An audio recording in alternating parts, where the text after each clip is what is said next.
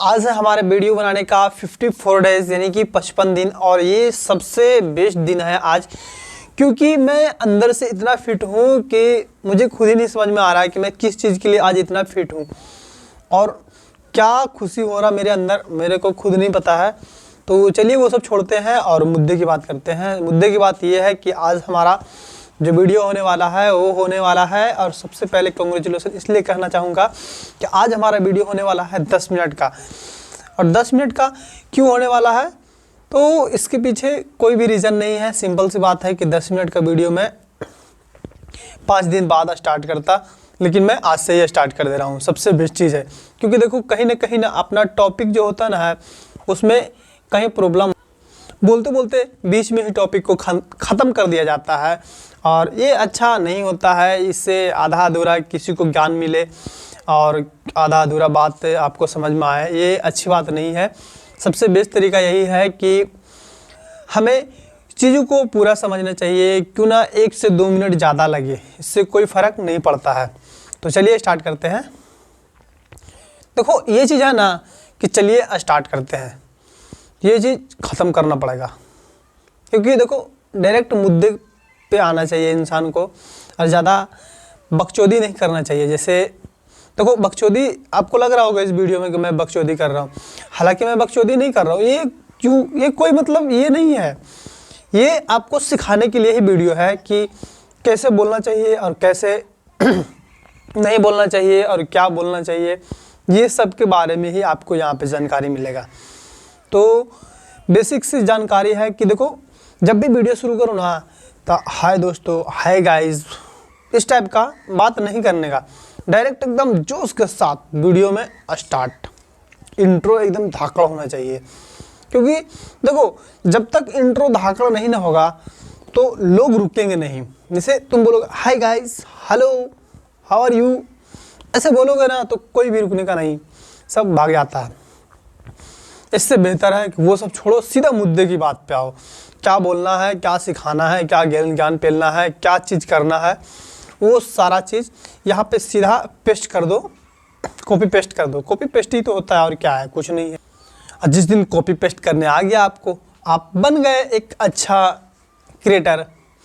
Creator का मतलब ये नहीं होता है कि आप सिर्फ क्रिएट करो, चीज़ों को क्रिएट करना तो है, लेकिन उसके पीछे भी एक इस तरह से समझो ना कि मानो कि आपके पास एक कंपनी है जिसका ऑनरशिप आपके पास है, आप सिर्फ और सिर्फ मार्केटिंग कर रहे हो, आपके पास टीम रहेगी उस काम को करने के लिए। इस तरह से होता है एक चैनल। ऐसा नहीं है कि एक चैनल आप बना लिए, वीडियो अपलोड कर रहे हैं बना करके, तो ऐसा नहीं होता है। किसी न किसी चीज़ के पीछे कोई ना कोई रीज़न होता है और कुछ ना कुछ लोग ज़रूर होते हैं। देखो किसी भी चीज़ के लिए, जैसे सिंपल सी भाषा में मैं आपको बताऊं तो ई कॉमर्स कैसे काम करता है। ई कॉमर्स सबसे पहले देखो कैसे काम करता है। आप एक कोई भी बेसिक सा वेबसाइट होता है, यानी मार्केट होता है, वर्चुअल मार्केट जिसको बोलते हैं, डिजिटल मार्केट। तो जैसे मान लो कि फ्लिपकार्ट ही है या अमेज़ोन है या फिर मीशो है। तीनों जो मार्केट है ना वो डिजिटल मार्केट है, यानी कि फिजिकल मार्केट नहीं है, वर्चुअल मार्केट है। वहाँ पे पब्लिक है, यानी कि ऑनलाइन पब्लिक ही है। वहाँ पे पब्लिक खोजता है चीज़ों को, ठीक है, वहाँ से ऑर्डर करता है। तो ऑर्डर करने के बाद उसके पीछे कितना मैकेनिज़्म है, कितना क्या काम है, बहुत सारा काम होता है। किसको कितना उसमें प्रेशर पड़ता है, किसको क्या सुनने पड़ता है, सारा उसमें जो अंदर में मैकेनिज़्म होता है ना, उसमें मैं आपको आज बता रहा हूँ। तो सबसे पहले तो आप ऑर्डर कर दिए, ठीक है। तो ऑर्डर करने के बाद वो जो ऑर्डर होता ना है, ऑर्डर जो होता है वो एक बैकएंड में जाता है उस सेलर के पास जो ऑलरेडी उस मार्केट में दुकान खोले हुए हैं, यानी फ्लिपकार्ट, अमेज़ोन और मीशो पर दुकान खोले हुए हैं। बेसिकली दुकान कौन खोलता है, एक दुकानदारी दुकान खोलता है, यानी कि एक इंसान ही है अपना दुकान पे सामान रखा हुआ है या फिर घर में रखा हुआ है। एक ऑनलाइन भी दुकान खोले हुए, एक फिजिकल दुकान खोले हुए, या तो फिर एक ओनली फॉर खाली फिजिकली दुकान नहीं है उसके पास, सिर्फ और सिर्फ ऑनलाइन ही दुकान है। दुकान मतलब जो सिस्टम हमारा होता है, हमारा फ़ोन होता है, हमारा इंटरनेट का ब्राउज़र होता है उसमें, यानी कि फ्लिपकार्ट, मीशो, अमेज़ोन के वेबसाइट पर, वहाँ पे अपना अकाउंट बना के रखता है। कस्टमर यहाँ से ऑर्डर करता है, जिस भी प्रोडक्ट पे ऑर्डर मारेगा तो हर एक सेलर का, हर एक दुकानदार का एक यूनिक प्रोडक्ट होता है। यूनिक बोले तो प्रोडक्ट सेम है, यानी कि ये थंब है, थंब फिंगर है, ये भी थंब फिंगर है, तो दोनों को हम सेल कर रहे हैं। लेकिन जो ये थंब फिंगर का जो नाम होगा ना, नाम में कुछ ना कुछ डॉट या मिसस्पेलिंग का स्पेलिंग का मिसमैच होगा और इसमें अलग, इसलिए यूनिक हो जाता है। ऐसा जैसे बेसिक समझो ना कि ये उंगली है, तो ये उंगली में जितना भी हम लोग का जो फिंगरप्रिंट होता है, देखने में तो सब सेम लगता है लेकिन हर एक का यूनिक होता है। उसी तरह से वहाँ भी प्रोडक्ट यूनिक ही होता है सबका। तो जिसका प्रोडक्ट होता है उसके पास नोटिफिकेशन गिरता है कि आपके पास एक ऑर्डर आया है। तो उसमें ऑर्डर आया है, वो ऑर्डर कंफर्म करता है, चीज़ों को पैक करता है, फिर वहाँ से पैक करके वो, यानी ब्रांडिंग जो भी दुकान का वो लोगो है, यानी कि फ्लिपकार्ट का है तो फ्लिपकार्ट का कार्टून डालेगा वहाँ पे, ऑलरेडी सब खरीद के रखता है दुकान के लिए, टेप मारेगा, पन्नी चढ़ाएगा, बिल उस पर पेस्ट करेगा सक्सेसफुली। अब देखो क्या काम होता है, जो कुरियर बॉय होते हैं वो भी एक अलग कंपनी है, वो मार्केट से उसको कोई लेना देना नहीं है, यानी कि फ्लिपकार्ट और मीशो और अमेज़ोन से उसको कोई लेना देना नहीं। सिर्फ लेना क्या है, वो कंपनी का काम क्या है वो मैं बताता हूँ। जैसे डिलीवरी एक्सप्रेस बीज, शेडोफैक्स, वाल्मो, ये सब जो कंपनी है ना, ये कुरियर कंपनी है। कुरियर का मतलब होता है कि यहाँ से सामान उठा करके कहीं और भेजना, किसी और के सामान को, अपना सामान नहीं, वो लोग के पास अपना सामान नहीं होता, वो उनके पास सिर्फ और सिर्फ एक यूनिट होता है जिसमें लोग होते हैं, टीम होता है, ठीक है। टीम बोले तो जैसे कुरियर बॉय, ठीक है, उनका टीम है, टीम का हिस्सा है। वो कुरियर बॉय क्या करेगा, जैसे ही आप ऑर्डर किए, सेलर के पास ऑर्डर किया, वो पैक कर दिया, जैसे ही पैक किया, लेवल पेस्ट किया, जो कुरियर कंपनी है जिससे वो जुड़ा हुआ है उसके पास एक मैसेज जाएगा कि हाँ, इस सेलर के लिए एक ऑर्डर क्रिएट हुआ है जिसमें AWB नंबर आता है, यानी कि अवेलेबल नंबर, यानी कि जो नंबर होता है जिससे ट्रैक किया जा सकता है कि हमारा सामान कहाँ है, कहाँ नहीं है। सिंपल, वो नंबर जनरेट होता है, वो नंबर तो ऑलरेडी पेस्ट कर देता है वो सेलर यानी दुकानदार।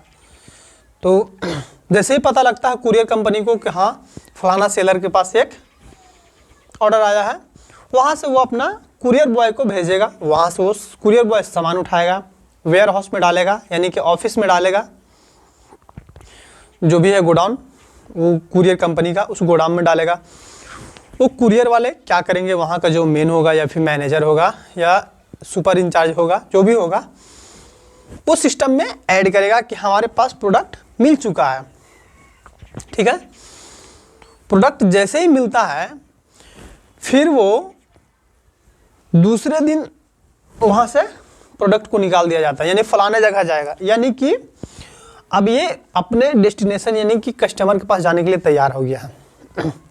सारा चीज़ पैकिंग वगैरह हो करके, वहाँ से सील वगैरह हो करके, फिर वहाँ से वो निकल जाता है प्रोडक्ट, यानी गाड़ी पे लोड हो गया, जो कंटेनर होता है बड़ा बड़ा ना, उसमें जाता है, उसमें आता है सब, उसमें लोड हो गया।